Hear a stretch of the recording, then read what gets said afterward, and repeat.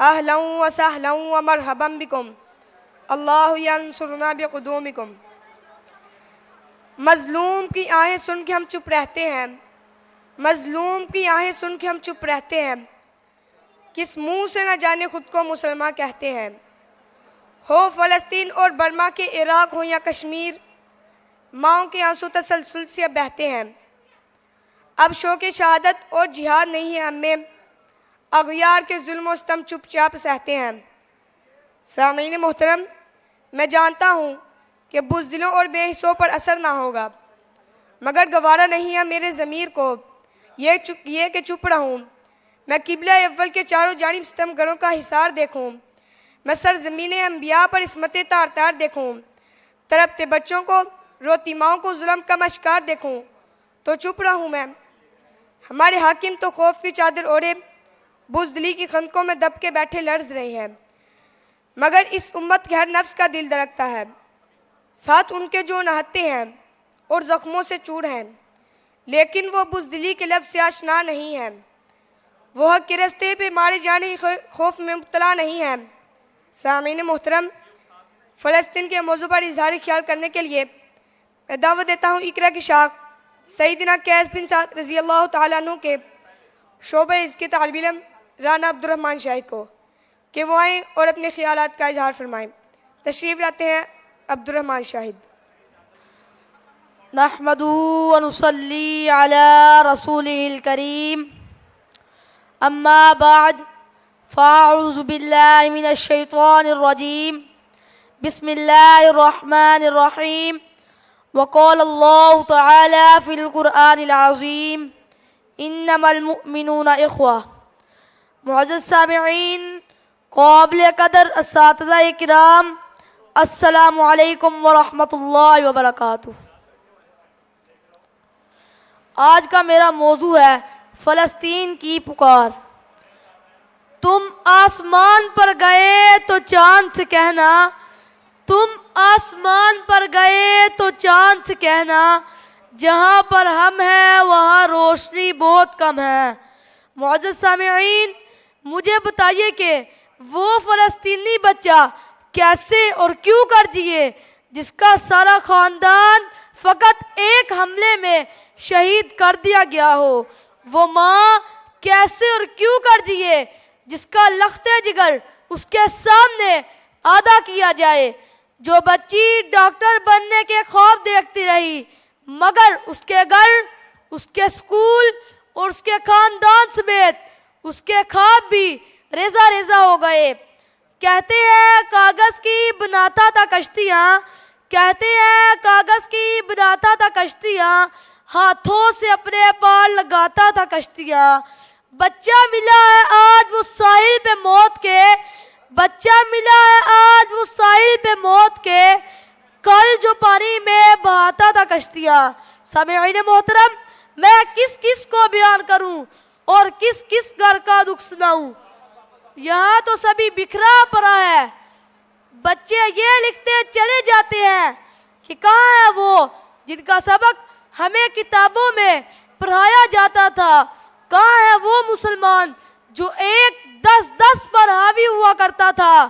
کہاں ہے غوری؟ کہاں ہے فاتح؟ کیا اب کوئی غزنوی نہیں آئے گا؟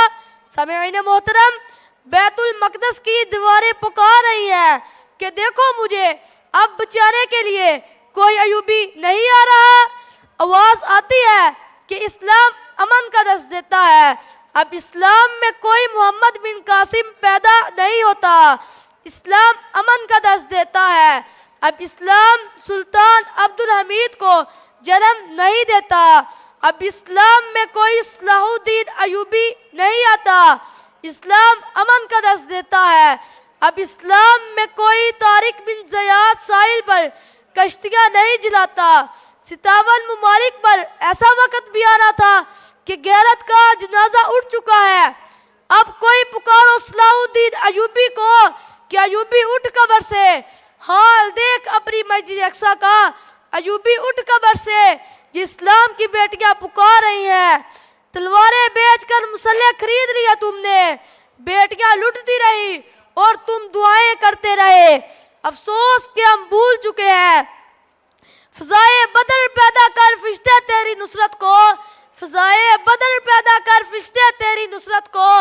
اتر سکتے ہیں گردوں سے قطار اندر قطار اب بھی، مگر آج کل ٹک ٹاک پر ناچنے والے نوجوان کیا جانے، وہ کیا جانے قربانی کیا ہوتی ہے، وہ کیا جانے اپنوں کا کھونا کیا ہوتا ہے، وہ کیا جانے سر پر کفن رکھ کر میدان جنگ میں جانا اور دشمن کے سامنے فولاد بننا کیا ہوتا ہے۔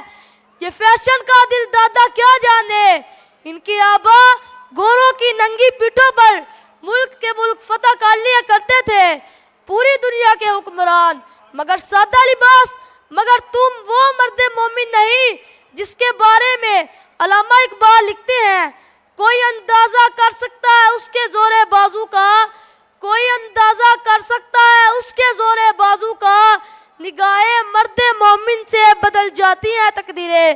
محترم سامعین، میرا آپ سے سوال ہے کہ آپ نے آج تک فلسطینیوں کے لیے نعرے لگانے اور اظہار افسوس کرنے کے علاوہ کیا کیا ہے؟